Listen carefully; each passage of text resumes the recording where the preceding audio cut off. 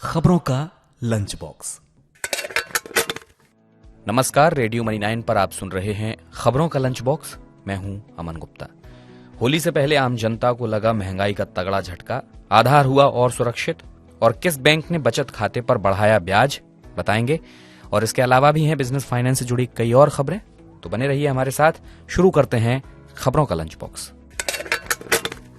8 महीने बाद बढ़े रसोई गैस के दाम। गैस वितरण कंपनियों ने घरेलू एलपीजी सिलेंडर की कीमत में किया 50 रुपए का इजाफा। 19 किलोग्राम वाले कमर्शियल सिलेंडर के दाम में भी हुई 350 रुपए 50 पैसे की बढ़ोतरी। आज से लागू हुई हैं ये कीमतें। भारत सरकार द्वारा हाल ही में किए गए आईटी नियमों में बदलाव आज 1 मार्च से हो रहे हैं लागू। अब ट्विटर, फेसबुक, यूट्यूब और इंस्टाग्राम जैसे सोशल मीडिया प्लेटफॉर्म्स को नए नियमों का करना होगा पालन।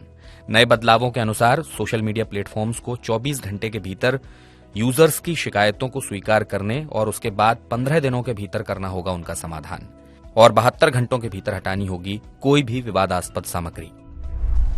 आरबीएल बैंक ने सेविंग अकाउंट पर ब्याज दरों को 75 बेसिस पॉइंट तक बढ़ाया। 25 लाख से 7.5 करोड़ तक की जमा पर ब्याज दरों को 6.5% से बढ़ाकर 7% किया गया।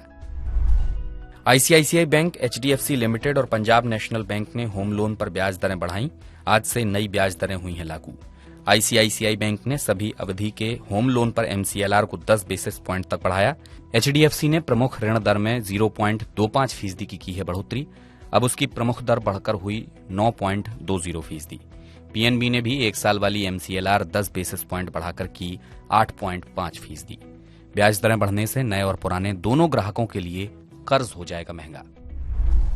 सुप्रीम कोर्ट ने नोएडा, ग्रेटर नोएडा के बिल्डर्स की 8% ब्याज दर बहाल करने की याचिका कर दी खारिज। अब बिल्डर्स को अथॉरिटीज की तरफ से तय ज्यादा इंटरेस्ट रेट्स के हिसाब से करना होगा बकाये का पेमेंट। इससे जल्द से जल्द शुरू हो जाएगी रजिस्ट्री की प्रक्रिया और ग्राहकों पर नहीं डाला जाएगा किसी तरह का अतिरिक्त बोझ। चालू वित्त वर्ष की तीसरी तिमाही में भारत की आर्थिक वृद्धि दर घटकर रह गई 4.4%। ऊंची महंगाई दर, निर्यात और कमजोर मांग के चलते आई है ये कमी। वित्त वर्ष की दूसरी तिमाही में आर्थिक वृद्धि दर थी 6.3%। महंगाई को कम करने के लिए केंद्रीय बैंकों के ब्याज दर बढ़ाने से भी मांग पर पड़ रहा है असर। विकास दर सुस्त पड़ने से नया निवेश होगा हतोत्साहित। निवेश न आने से रोजगार सृजन पर भी पड़ेगा असर।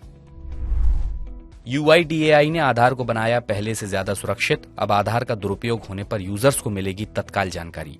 यूआईडीएआई ने की मजबूत फिंगरप्रिंट आधारित सत्यापन वाले नए सुरक्षा तंत्र की शुरुआत। इससे आधार सत्यापन बनेगा अधिक मजबूत और सुरक्षित। 2 फैक्टर सत्यापन व्यवस्था से धोखाधड़ी की आशंका को भी कम करने में मिलेगी मदद। दिव्यांग, एड्स पीड़ित और मानसिक रूप से बीमार लोगों के लिए आएगी खास बीमा पॉलिसी। बीमा नियामक इरडा ने साधारण बीमा और स्वास्थ्य बीमा कंपनियों को इन लोगों के लिए खास बीमा उत्पाद पेश करने का दिया निर्देश। बीमा पॉलिसी की कीमत इरडा के नियमों के अनुसार की जाएगी तय। इरडा के आदेश के बाद सभी बीमा कंपनियों को अनिवार्य रूप से लानी होगी इन लोगों के लिए पॉलिसी। भारत में बोतलबंद पानी के पॉपुलर ब्रांड बिसलरी और टाटा ग्रुप के साथ डील अटकने की आई खबर। करीब $1 अरब में होने वाला था यह सौदा। मीडिया रिपोर्ट्स के मुताबिक अब कंपनी की वैल्यूएशन को लेकर अटक गई है डील। फिलहाल दोनों पक्षों में रुकी हुई है बातचीत। टाटा ने बीते साल ही रमेश चौहान के नेतृत्व वाली packaged water company Bisleri international के साथ की थी ये डील। फैब इंडिया ने 4,000 करोड़ रुपए का आईपीओ लाने की अपनी योजना को किया रद्द। बाजार की खराब स्थिति से कंपनी टाल रही है अपनी योजना। कंपनी के आईपीओ की वैधता अवधि अप्रैल 2023 में हो रही थी खत्म। आईपीओ बाजार में पसरा है सन्नाटा। नई कंपनियों के आईपीओ आने में भी हो रही है देरी। इसी के साथ खबरों का लंच बॉक्स करते हैं बंद। मैं हूं अमन गुप्ता। मिलूंगा आपसे शाम को एक छोटी सी नौकरी का तलबगार हूं मैं के वीकली बुलेटिन के साथ। मनी 9 के साथ जुड़े रहिए। ऐप डाउनलोड कर लीजिए क्योंकि बहुत सारा एक्सक्लूसिव कंटेंट सिर्फ वहीं पर है। चलता हूं, अपना ख्याल रखें। नमस्कार। खबरों का लंच बॉक्स।